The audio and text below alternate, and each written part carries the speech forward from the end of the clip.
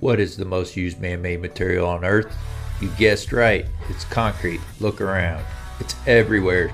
Sidewalks, driveways, foundations, floors you stand on, and even entire buildings are made out of concrete. So why don't we discuss it more?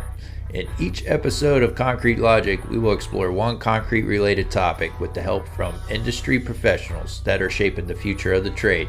We'll talk with suppliers, contractors, architects, engineers, specialists, and even some proponents of competing materials about their views of concrete and their vision of its future.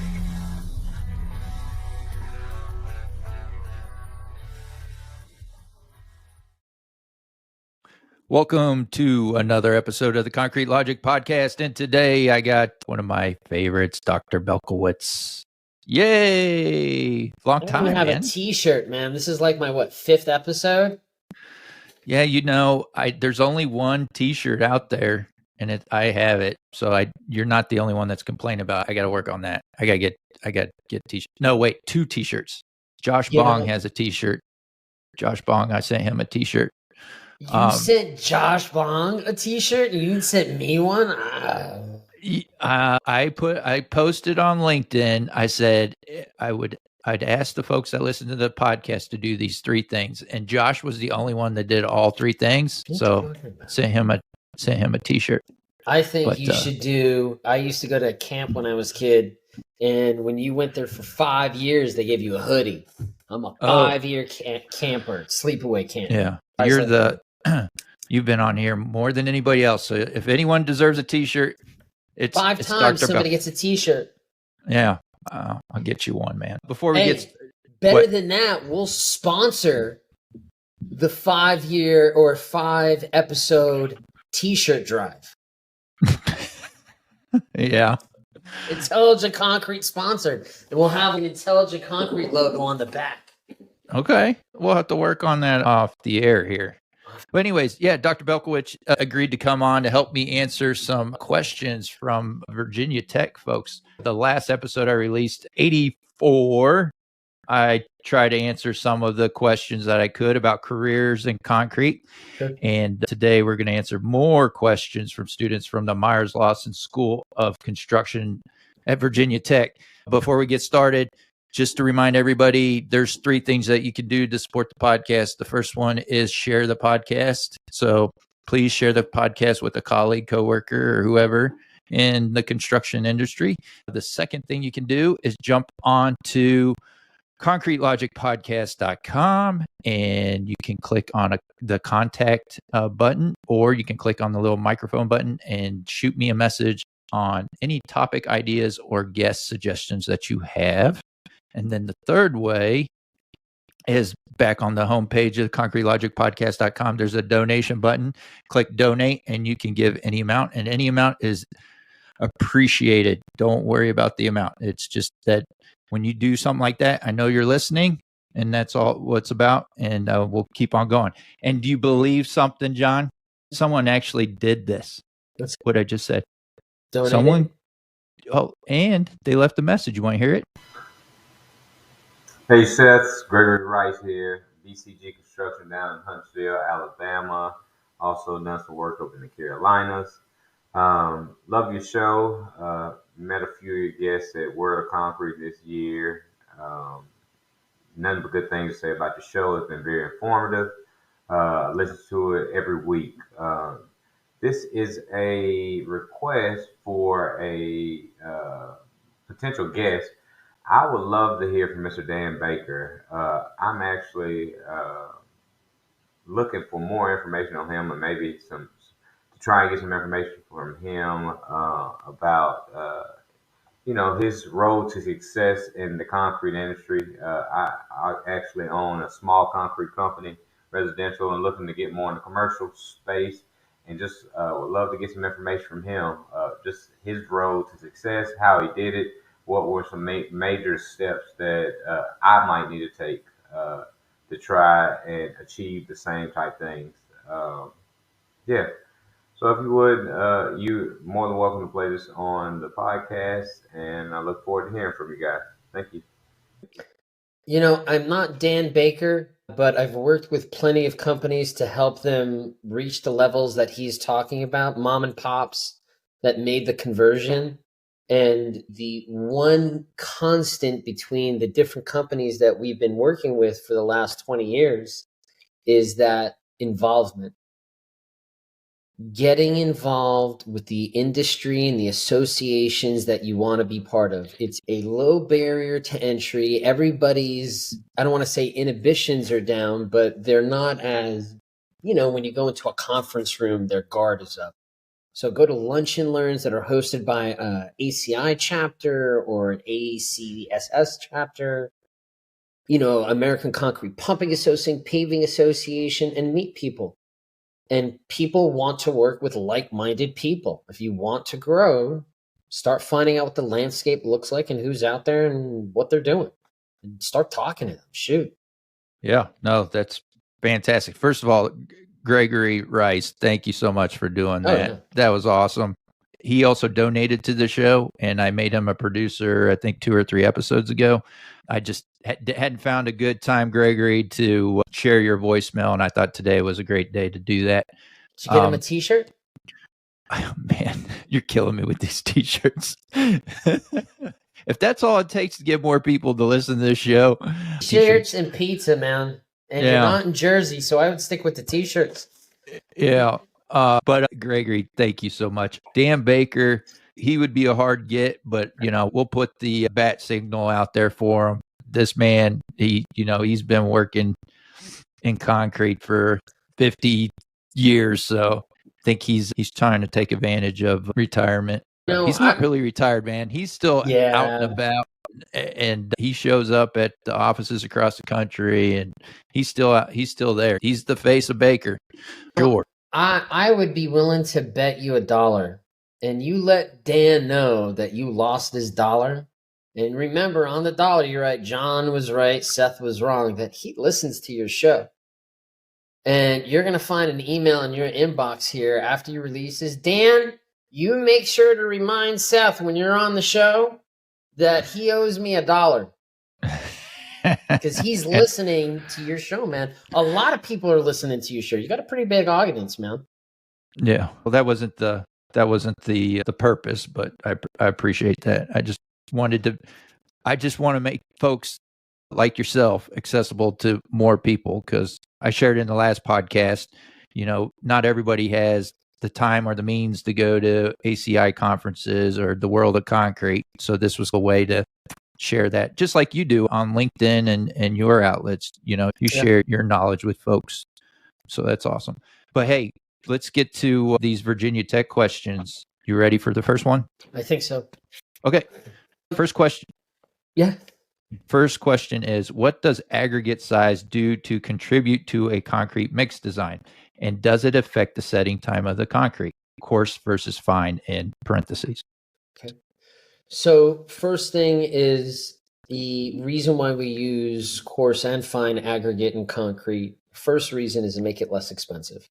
That's a two-sided coin there. It's not just the expense of the cementitious material, because when it came down to it, if cement was cheap as all get out, we can control that to a certain degree. But when we look at the hydrated cement matrix, the expense comes from when we add a little bit too much water to the concrete in our cement.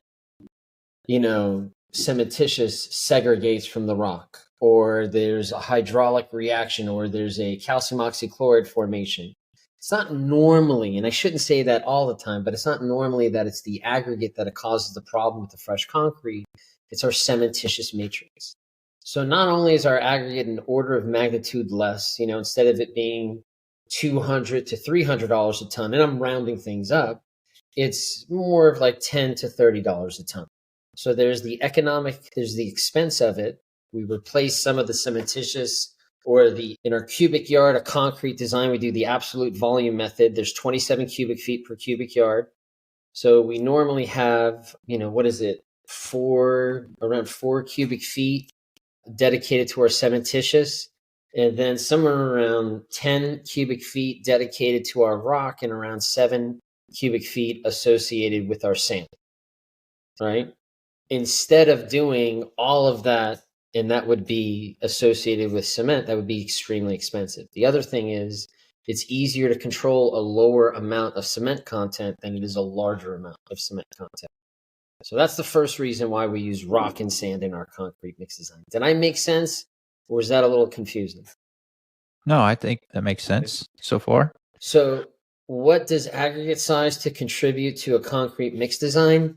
When I say we, I'm talking about the ready mix producer, the precaster, the volumetric folks. When they purchase rock and sand, they purchase it based on a certain set of boundary conditions. Chemical properties, size, and particle size distribution, and that all falls under, I believe it's ASTM 33. Now, the funny thing is those rock sizes, it's not a singular rock size. It's actually a well-graded gradation. It's not just one size. So it goes from, let's say the 5767 can have a maximum of 1 inch, and at smallest, it can have a certain amount of number 200, but I think it goes down to a number 8 or a number 9 or some jazz like that, and all the in between. So what you want to do, the best type of design to do, and there's a lot of different models and simulations out there to use. Tyler Lay's tolerantula curve is the best, or is most notable, I should say. We try to create a nice gradation envelope. And what we want to do is we don't want to use a gap graded or poorly graded gradation, like something that's just 1 inch and that's all you get out of your course aggregate. You want a gradation because you want to put as little paste as possible in the concrete, because paste often leads to issues. And to control that even more, you want to reduce the porosity index of your rock and sand combination. Now, before I go any further, do you know what porosity index means, Seth? No. Okay, Give it to me in layman terms. I have a room. I'm in my Mexican Casa Comida right now, right? It's a room that has a certain volume to it. If I fill this room with bowling balls, where those bowling balls touch, that's a certain amount of pore space. Now, if I take half the bowling balls out and put in softballs, and I take half the softballs out, I put in golf balls, and half the golf balls out and put marbles in, I reduce that porosity index. And what happens is it makes the concrete easier to control. It's called more robust instead of more sensitive to slump changes or sensitivities to segregation, and we don't have to use as much paste. So we want to reduce that porosity index, and we do that by using different sizes of rocks and sands. Does that make sense? Yes. Okay. That's perfect. You're perfect. Nah. Does it affect the setting time of concrete? Man, that is not a question a college student should be asking. That's a question. I told you these were good questions. That's a question that a ready mix provider, an engineer, a contractor should be asking. I'm just wondering if this school's really good at getting their students to do internships. And I'm wondering if this person did an internship at a concrete supply or something like that. That's the only thing I could think of. It should. Or with a baker. Maybe they were intern with a baker. Yeah, let them know. I'd love to interview them for an internship. Yeah. Great question. So it shouldn't. In the short of it, it should not have an effect. As it turns out, most of the things that we add to concrete that will affect the hydration process, they fall under ASTM 494, which is a chemical or is a specification for chemical admixtures for concrete, right? So anything that affects the hydration process really has to go through that process. It can't be considered an aggregate. Now, that doesn't mean aggregate won't have an effect. As it turns out, this conversation wouldn't have been a big deal 20 years ago. I could have just said, no, that's fucking ridiculous. Throw out your rock and sand and get something new. As it turns out, we're getting less of a variety of rock and sand here in the US. We have slim pickings. I'd love to do a conversation about that on a daily walk through New Jersey. You can actually see in the sidewalks how rock has changed over the decades throughout the different subdivisions. But not only that, more so now we're using recycled concrete aggregate as our coarse and fine aggregate in concrete. And the unfortunate reality is, especially if they're pre-soaked, which we recommend, a lot of those carry contaminants in the form of lead, arsenic, mercury, tricalcium silicate, dicalcium silicate, retarders, except anything that was left in the poor water solution that might be in a dry state, when you mix it into the concrete, just like if you had concrete residue in it that was set up to, take off like a bat out of hell in your mixer, you want to do some type of a rock wash before you go to your next batch. You can have the same impact from your recycled concrete aggregate, where it can have an accelerating or retarding effect, or even if there was a bunch of, calcium chloride based de-icing salts in there, that can have a negative impact on the concrete too, which of course is outside of the setting time question, but it's still germane to this topic. Yeah. And what about, I don't know if this person was trying to ask this question, but aggregate size as far as shrinkage of concrete too? Heck yeah.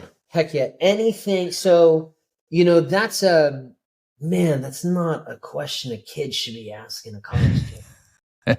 The question was, will fine aggregate or the fines in the aggregate have an impact on shrinkage? Heck yeah. Yeah, That's fines for coarse versus fine. Oh yeah. Yeah. Coarse versus fine. And when you say fines, when they say fines, I'm talking like my minus 200s. And that is the really fine stuff that goes through your minus 200 sieve. And we want to know that stuff. That's part of our C33 testing that we do. But it's not only that, it's also the clay content. What is the fine made up of? Because I said it'll have an impact on shrinkage. It's going to have an impact on a lot of things. What we worry about from the fines is the specific surface area that's going to monopolize either water, but more importantly, paste, both of which were either meant for the workability of the concrete or the hydration process, or it's going to add to volume change and shrinkage early on, whether that's plastic shrinkage issues or maybe not cause plastic, but exacerbate plastic shrinkage. And then we can also have some issues with, because it has a higher water demand, people add water to the mix. And then because now you're adding more water to your glue, when you have the evaporation of that water, you'll have the volume change for that, and that will cause shrinkage. Perfect. All right. I think, like you mentioned before we hit record, that question we could probably spend a whole episode on. Yep. We'll move on to the next one. Whoever wrote in that question, that was an excellent question. Thank you for writing that in. Next question. Is concrete work seasonal? And if not, how is concrete affected when poured in the winter compared to the summer? The good ready mix provider, and I shouldn't say that, but it is true that the good ready mix provider finds a way to sell concrete in every season.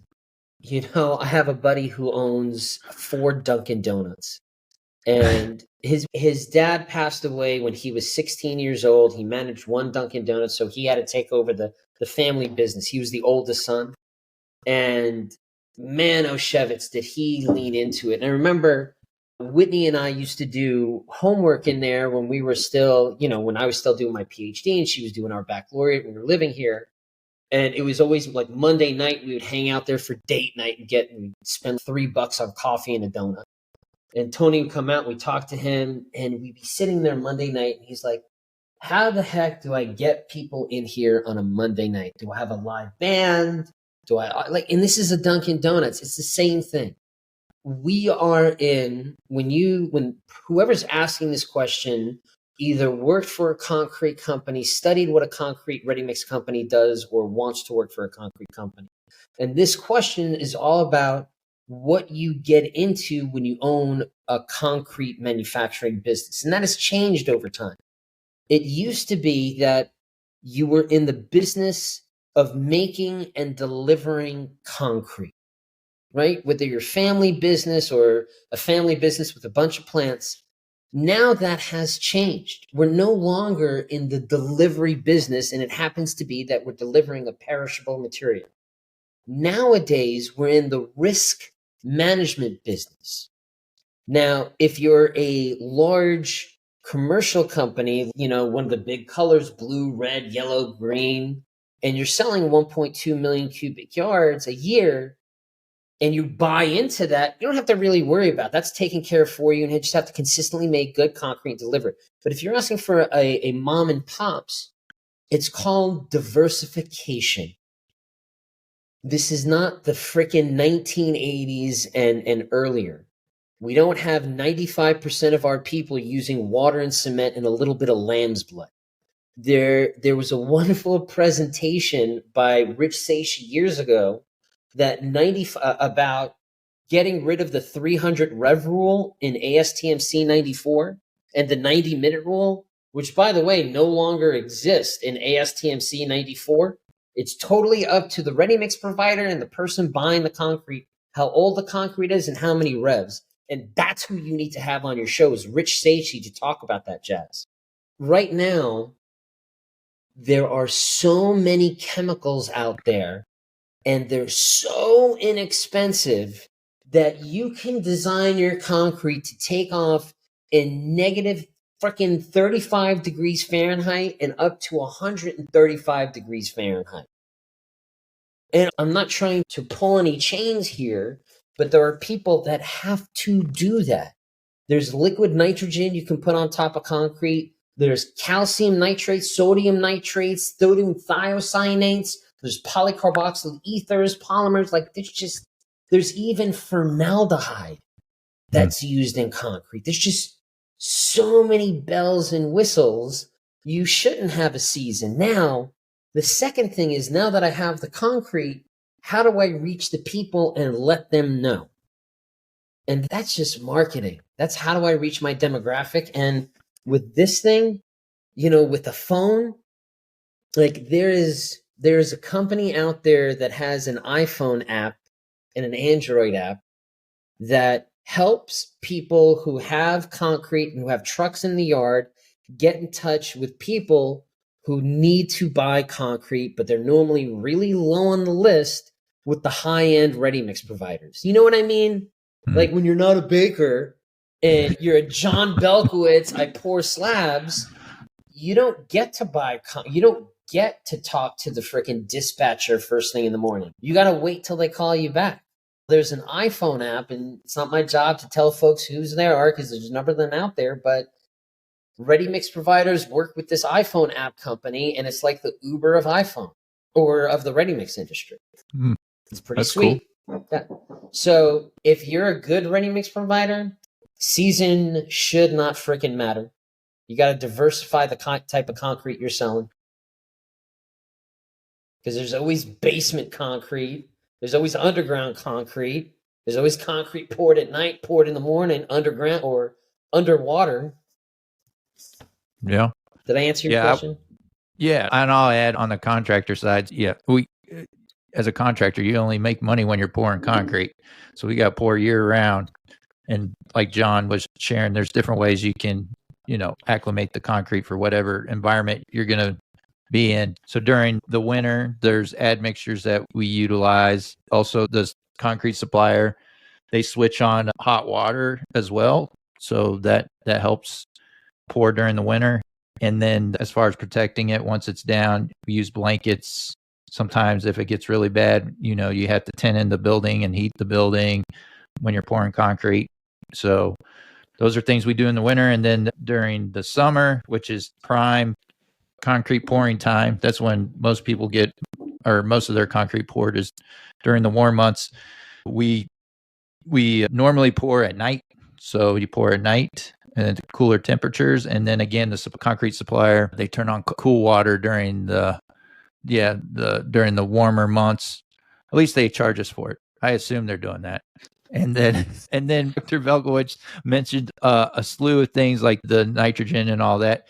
if things get really bad, I think our first step would be just the bags of ice. So you'll see bags of ice being thrown into the mix and things like that. But then again, you got to pay attention to that because that's contributing to your water cement ratio there. Those are things that you can do. But yeah, you got to figure it out. I've personally been on projects during, when it's super hot and super cold. I've poured concrete and snow and all kinds of craziness. But I think where it comes into the question was, how do you round out your profit margin? Is there seasonal, whether you're the contractor and it's learning different techniques. We just worked with, I believe, the Illinois Ready Mix Concrete Association, and we looked at like different techniques for contractors and how much it costs relative to the cost of a 40-foot by 40-foot concrete slab for different preparation techniques. So for instance, if they do what's it called, driveway, 40-foot by 40-foot slab, to replace that, rip it out and replace it normally costs 2.5 times the original cost. Now, to get the chemical admixtures that would give you a little bit of resiliency to a cold snap is around somewhere between 7 to 10% of the original cost of the concrete. If you're using some really crazy stuff. Now, if you want to get into a little bit more technology, there's hydronic heating and cooling systems.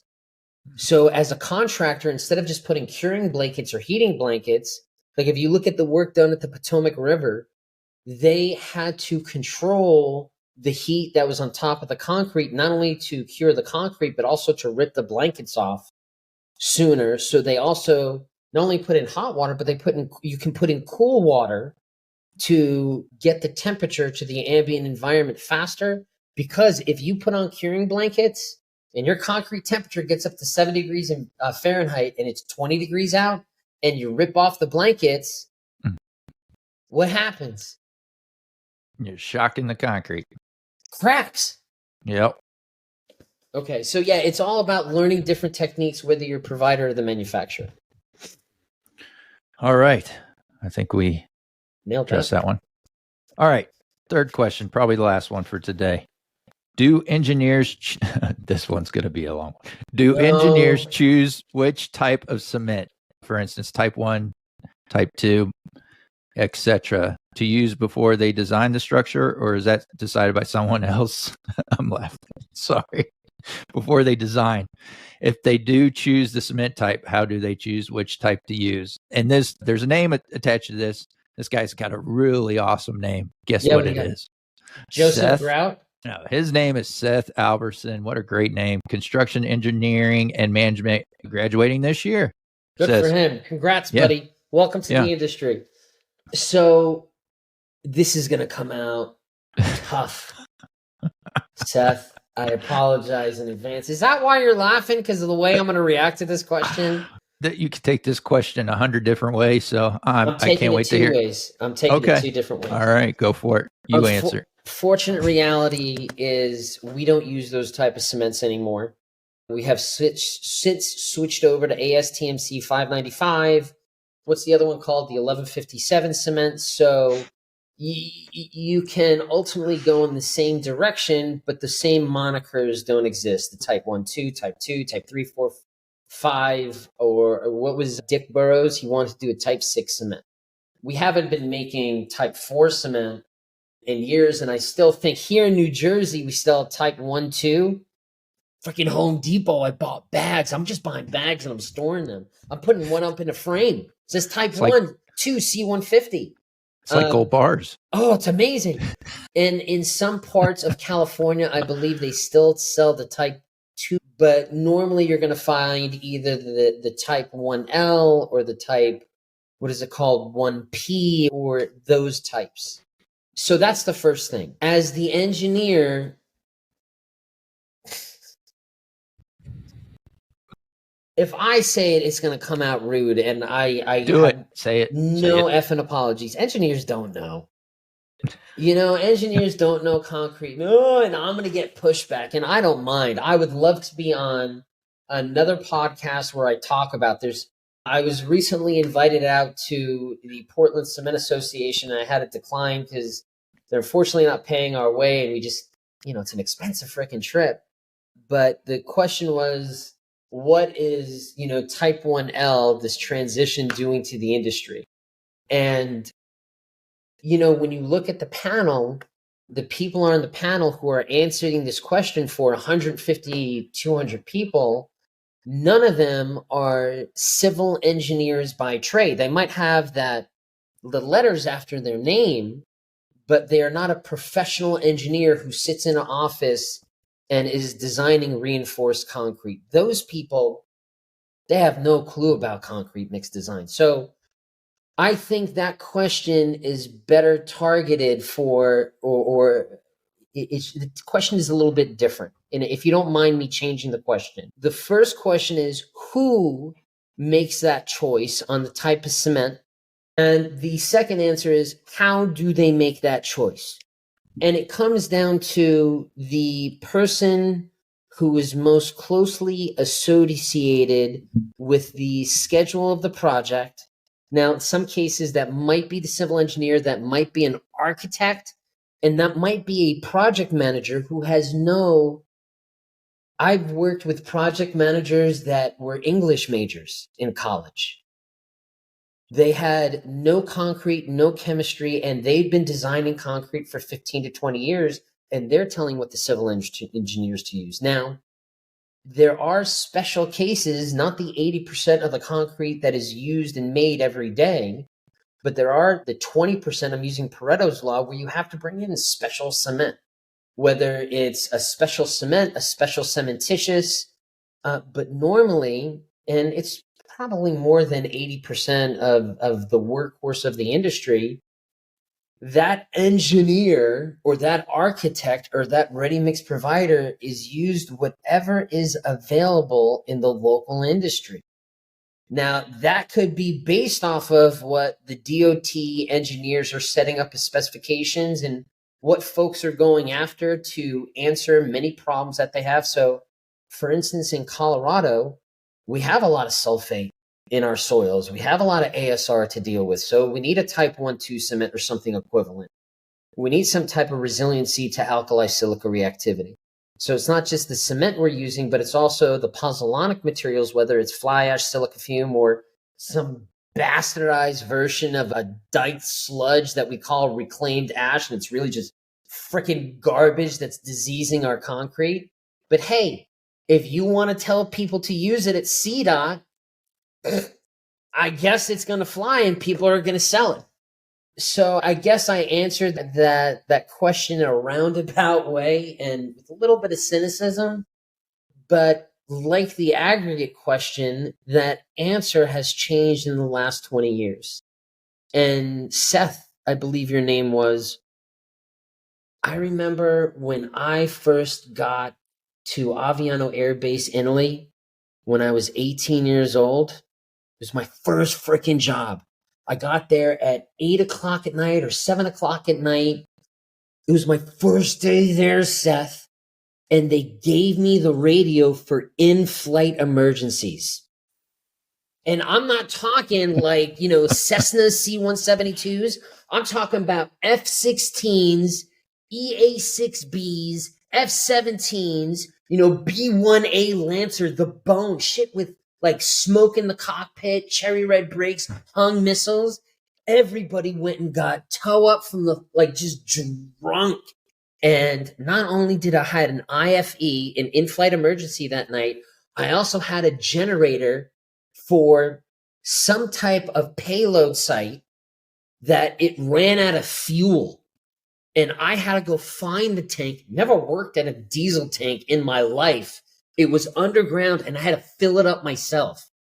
Like, you are getting, Seth, my friend, my soon-to-be colleague, you are getting into a very exciting time here in the industry. The way you answer that question, the way you choose, is this cement going, let's say you work for a ready mix provider and you are that 1 out of 10,000 engineers that does, or CIM students or concrete technician who does design mixes.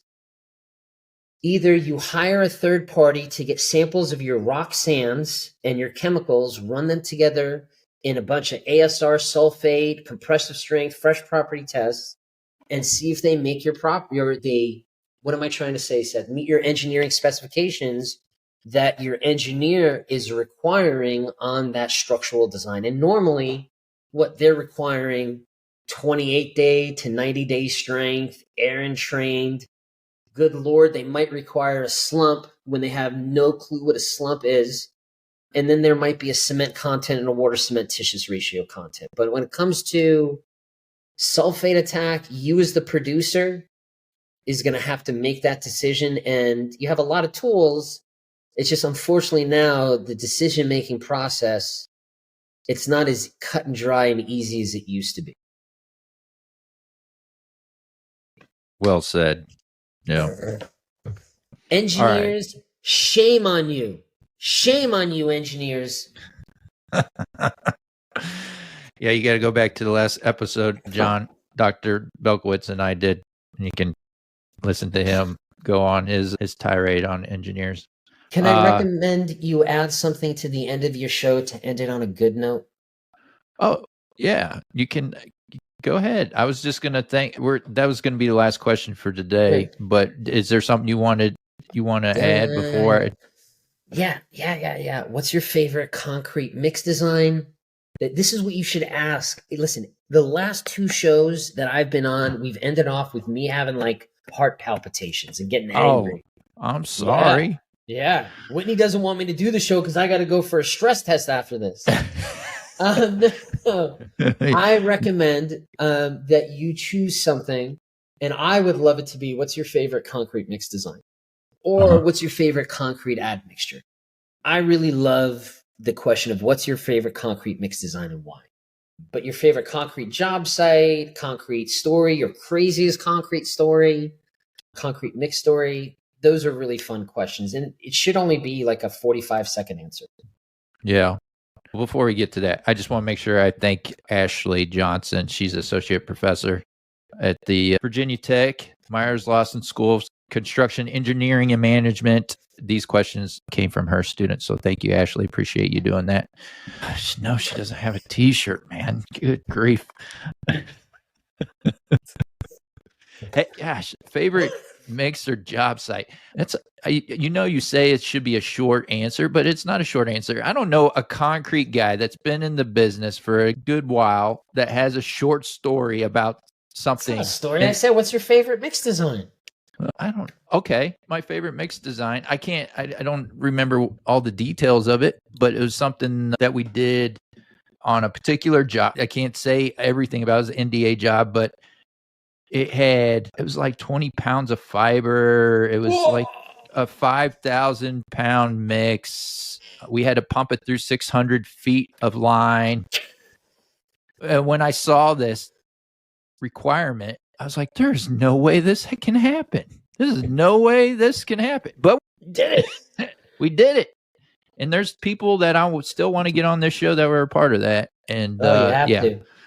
So, yeah, because you read that on the spec and you're like, this is not even possible. You can't do this. And then you do it and you're like, and you do it a lot. We did it a lot.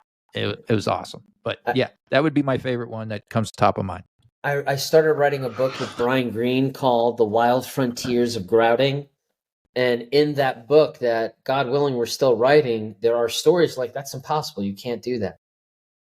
And the way you remember those details says a lot about you and what your job was in the industry, recognizing those details. For me, my favorite mix is fast track pavement.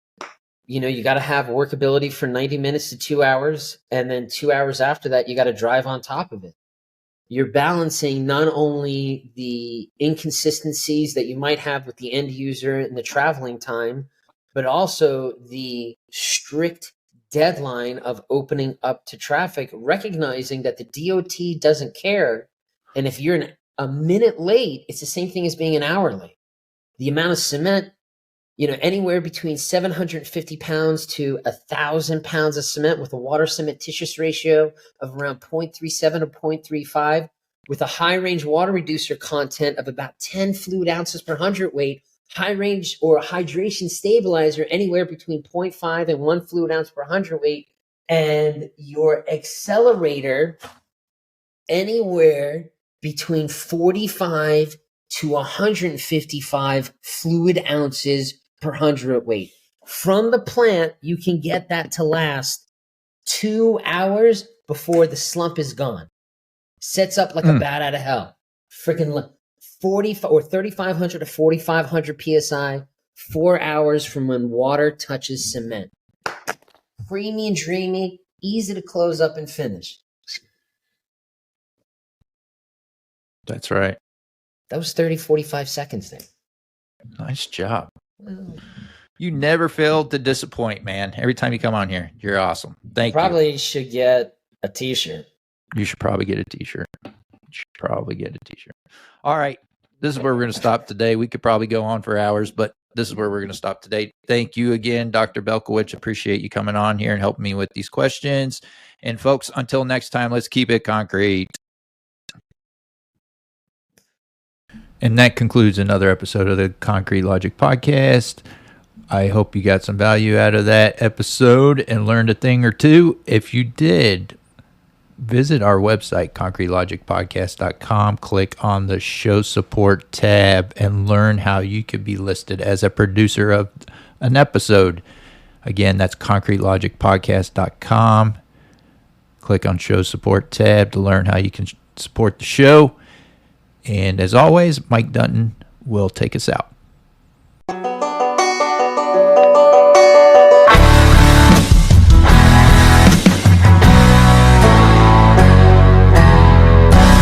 Ring, that alarm always sings. Couple hours before the sun comes up. Open up the side, put some diesel in the lights, and wait till the trucks roll up. Yeah, this ain't how most folks live their lives. Dripping in sweat, working